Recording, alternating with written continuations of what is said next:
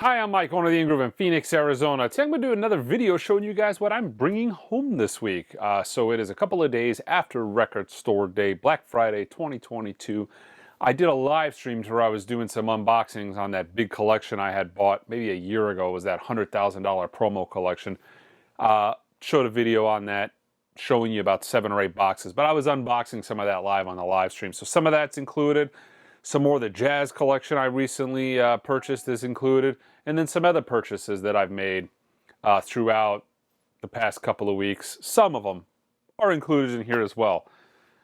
I will start off with this.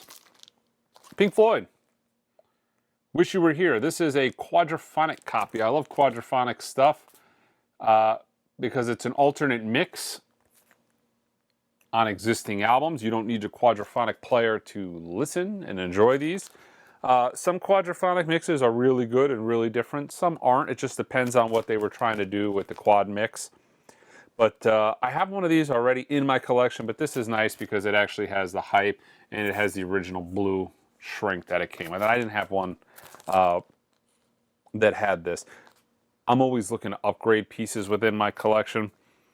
What I'll do is I'll bring something like this home. I'll take the old one, I'll bring it to the store and I'll sell it. So things are always being upgraded. So that big jazz collection I bought a while back, I've got a couple of more gems from it. I'll show you these in a pair.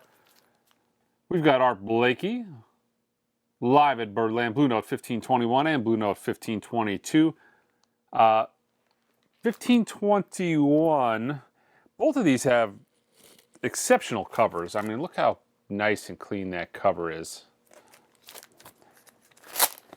Now this is a little bit later of a pressing. This is a, they're both plasticite Blue Notes, Plastilite Blue Notes, and both of these are in near mint condition. I mean, they're very, very clean.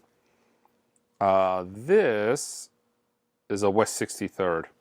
So this is gonna be a little bit later 50s.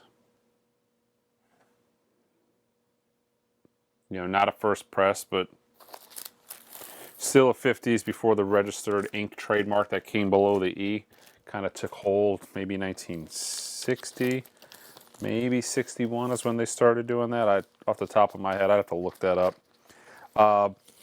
Volume 2, though, is a Lexington Avenue. God, look how nice these covers are.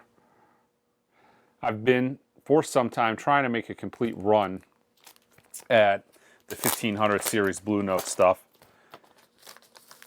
But along the way, I'm always finding upgrades. So yeah, Blue Note Lexington Avenue. Doesn't have the flat edge, but a really, really early pressing. And man, this is an exquisite shape as well. Don't think you could see any of that on the camera. Somebody wiped the label down a little bit and smeared some of the blue along the top there where it says Micro Groove Long Playing. Look at this cover. Clean, couple of pen marks on it. But more than likely, who knows if I ever find one cleaner than this. But again, I'm trying to make a run of first pressing 1500 series. So I got both of those to add to the collection. I've got both of those as well, so already in my collection. So those are going to be something that I take the lesser, newer copies and I bring to the store. Okay, so these next 3 titles came from that promo collection. I'm not a huge Kiss fan. There's some, some of the hits I like. They're not bad, but it's not, to me, it's not the greatest band ever, like it is for a lot of people. But in that promo collection, I got this beautiful, unplayed, like stone mint copy of Kiss originals with all the inserts and their white label promos. Kiss promos are very, very desirable. They're very rare. They're very hard to get.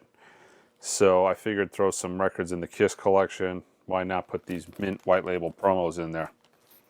Casablanca was very financially troubled around this time, the label, and I don't think they were giving out very many promos.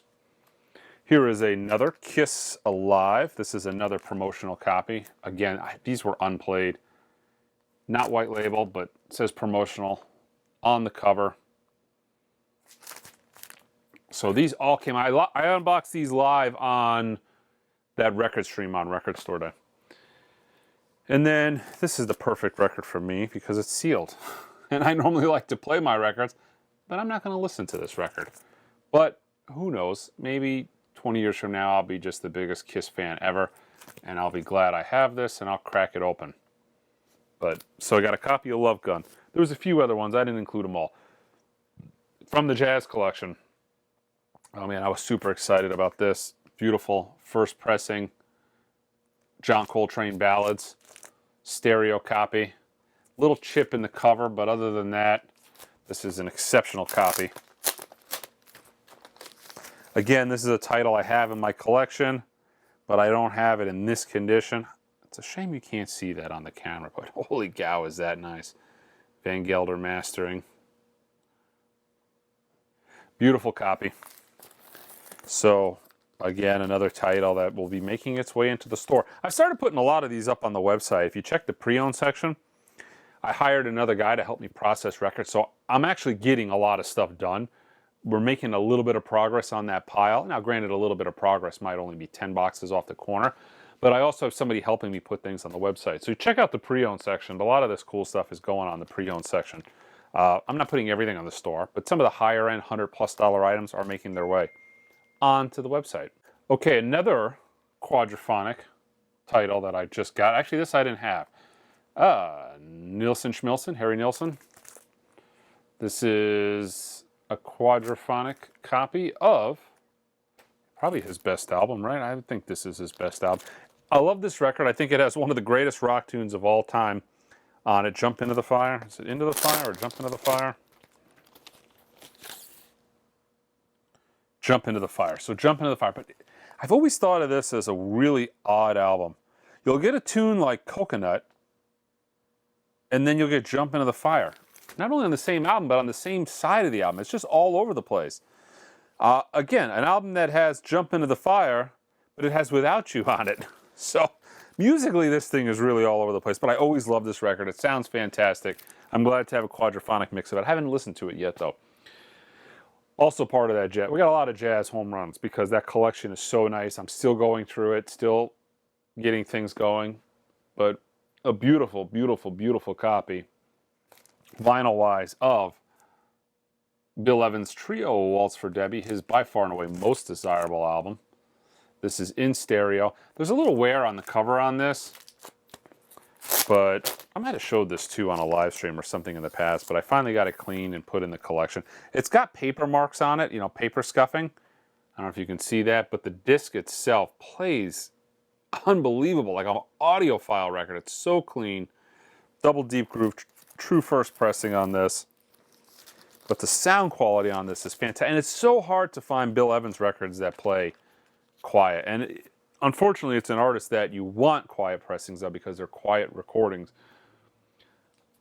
Not an Iron Maiden fan, but much like Kiss, I got this sealed copy of Iron Maiden's Seventh Son of a Seventh Son. Sealed, cutout copy. I'll keep it in the collection. I don't actually have this at all, but again, my tastes are ever changing. If I ever want to listen to Iron Maiden, I'll have a mint copy of that. I do that a lot. I do it with certain artists that, and certain things I get into more over, I would say the artist that I got into, it's maybe a year and a half ago. I was never really a Cat Stevens fan, but you hear something, and you're like, oh, that's good, and then you go back and you listen, and then you're like, listen and listen and listen. And it was kind of nice for me because I really had a ready-to-go Cat Stevens collection already, although it was never something I listened to, and now I listen to it all the time. So it's nice to kind of just have a library of music to choose from. This is a record, Art Blakey and the Jazz Messengers. It's just titled The Jazz Messengers. That if this was not on Columbia, this was a Blue Note 1500 series record, this would be, like a $2,000 record. But it is not. It is on Columbia. It can be had relatively cheap. But look at this. Hank Mobley, Art Blakey, Donald Byrd, Horace Silver, and Doug Watkins. Unbelievable lineup on this record. This is a fantastic record. Really a bizarre record. Came on the Columbia 6i label, and this is just like a really cherry copy. It's just a bizarre record for Columbia. You're not going to find much jazz of this caliber outside of Miles Davis, but of this caliber, you're not really going to find, man, this is a really clean copy too. You're not going to find jazz, sorry. of this caliber really on the Columbia label. But this is a fantastic record. I think Pure Pleasure did a reissue of this not too long ago, but it's nice to have an original of this in the collection. Love Art Blakey. Also, for years, have been attempting to make a run of the 7000 series prestige titles, and I'm much, much closer on that. I'm pretty much done with that. There was a few squirrely titles I was looking for. This Tad Dameron, Fountain Blue was one of them. Always dug this cover. This is one that I was actually able to get on eBay a while back, and it actually had a lot of black like wear to the cover, and I think I got it relatively cheap for what it was, and it all came off. I was able to get that cover nice and clean, and the record is super clean, near mint copy. It's got some spindle marks, and it's a drilled copy, but a beautiful copy. I was thrilled to get this.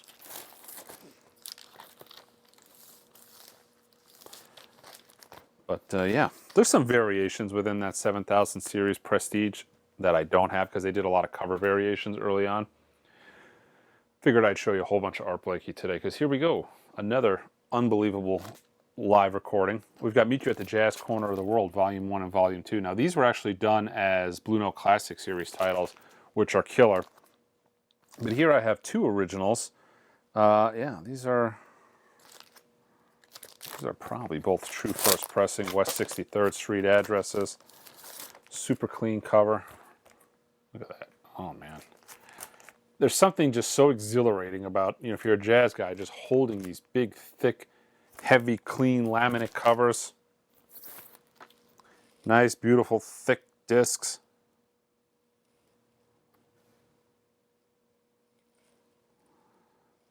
But, yeah, a little bit later pressing. Really just super clean. This is another set of records that I have in my collection already, so I'm just going to have to go through and, you know, cull the weaker link and then bring it into the store. Gives me something to do. It's a good hobby to just be able to constantly cycle records. This is actually a record that I've been looking for a long time. I bought this online. It's really a hard record to find. This is Bobby Timmons. This here is Bobby Timmons. Bobby Timmons wrote Moanin', my favorite Art Blakey jazz album of all time. It's actually a self-titled album, but it's referred to as Moanin'. But this came out afterwards. This came out, I think, a year after. This was 1960. I think Moanin' was 1959. But it actually has a different version of Moanin' on it, which is really good as well. A little bit more focused. He was the piano player. A little more focused on him. Whereas the Art Blakey Moanin' has a little bit more drum orientation to it. But this is a super clean copy. I bought this online for ridiculous amounts of money. The most it's probably ever sold for. And it was, you know, labeled as near mint with some paper scuffing. And it is. But unfortunately, there's the tiniest little mark on, of course, the end of Moanin', which makes a couple of pops. I was somewhat disappointed about that. I thought I got, for the most amount it's ever sold for, you know, the best playable copy. But it is really, really good. And look at that cover. It's so clean. But every time I've ever found this record, it's been just whipped. I've got 10 clean copies of Moanin'. But this record has just eluded me in clean shape. But this is really good. I mean, it's probably going to be another 10 years before I get a better copy than that. Okay, so this is the kind of creme de la creme of what I'm showing you guys. Again, this came from the live stream. I was unboxing this live on camera for that 11.5-hour live stream. Going through a box, I find some Joy Division, and this pops in. Now, the very first thought I had in my mind, first of all, I got distracted by a couple of other records. But my very first thought is, oh, that's the bootleg. But then I looked at it a little bit of something. And off the top of my memory, the bootleg was a white cover. And I'm like, no, that's not the bootleg cover. That's the original cover, but it's still sealed. Then I flipped it over and I look, and I'm like, well, that's got a Virgin Records price tag on it. And I'm like, no, that's an Ideal for a Living 12-inch. That's an original. Holy Holy shit. That was like one of my favorite bands. Love New Order. Love Joy Division. When I did that mega singles collection, the one record I was hoping was in there more than anything else, and there was a lot of gems in there. I was hoping there was the 7-inch of Ideal for Living in there. There wasn't. There was the factory sample, that first factory comp, you know, double 7-inch. That was in there, a beautiful copy of that. I still don't have the Ideal for Living 7-inch, which has been, you know, one of my top wants for many years. But I've got the 12-inch now, and I've got a still sealed copy, which, just because of what something like this is going to go for sealed, I'm not going to open it, which kind of sucks because I would love to listen to it. But yeah, no, I'm going to have to wait until I get an open copy, I guess, to listen to. But there it is. Joy Division, Ideal for Living, original 12-inch, sealed from Virgin Records. And it actually has a date code on the back. You can see this. I'm assuming that 78 is the shelving date when they got it. It's 13/10/78, so I'm assuming that's October 13th, 1978. That was put into the store for £1.20. It's worth a little more than £1.20 now, but super cool. And the other Joy Division piece that kind of distracted me was there was an original hardbound book of Still. Very difficult to find, and especially with this linen cover, they just didn't hold up really well. Essentially what it was just it was the standard album. Let's see if I can show you this. It was a standard album in there, but put in with this, you know, they took the standard album, they put it in this hardbound book, and then they tied it in with just that ribbon. And I have multiple original copies of Still, but I didn't have the hardbound book. So that kind of distracted me on the live stream. I'm like, oh man, I was all excited to get this. There was a beautiful copy of Closer on translucent vinyl. And it took me like 2 minutes to realize that Ideal for Living was there. Okay.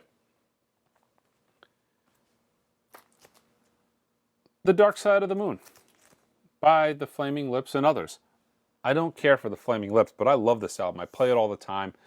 I've never had an original. This is an original copy. Well, this came out in 2000. I think this is the 2000. Maybe this is the first time it came out on vinyl.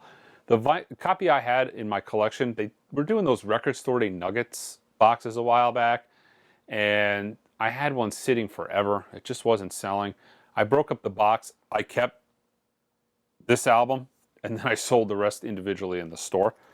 So now I've got an actual pressing, not something that came in a box set. This is the clear vinyl version. If you're not if you haven't heard this album, I highly recommend giving it a listen to. Again, I'm not a Flaming Lips fan, but this is such a killer album. Kind of the funky nature. It's kind of a little on the funkier side, like psychedelic funk, I would almost say. But it's killer. It's a great record. So add that to the collection. I have an original of this, real clean. It's actually, I showed this to you maybe a week or two ago on one of these videos, to where I got a really super clean copy of this Number of the Beast in the shrink. Again, I'm not an Iron Maiden fan. I might be one day. So I'll keep this sealed copy, and I'll bring that near mint copy in the shrink home, or back to the store and sell it. Also from that promo collection was this Megadeth, So Far So Good, So What? This is a promo copy. You can tell it has the original hype sticker still on the cover. Near mint clean copy. Put that in the collection. Going through some boxes in the back. Oh, actually, no. This came in this week in a collection. This week, I had this guy contact me. Older gentleman. He was like maybe about 80 years old. He was a former preacher in Kansas. And he told me he had some jazz records. And he named off, some wiffle ball jazz. Some Kenny G and that kind of stuff. And some show tunes. And I'm like, well, bring it in. I'll look at anything, and I do, because you never know what's going to come in the collections. But when he brought this collection, it was about 5 boxes. It was like every 70s Bill Evans record, all the Herbie Hancock from the 70s. There was a ton of Lonnie Liston in there, including Astral Traveling, excuse me. Beautiful, like near mint copy.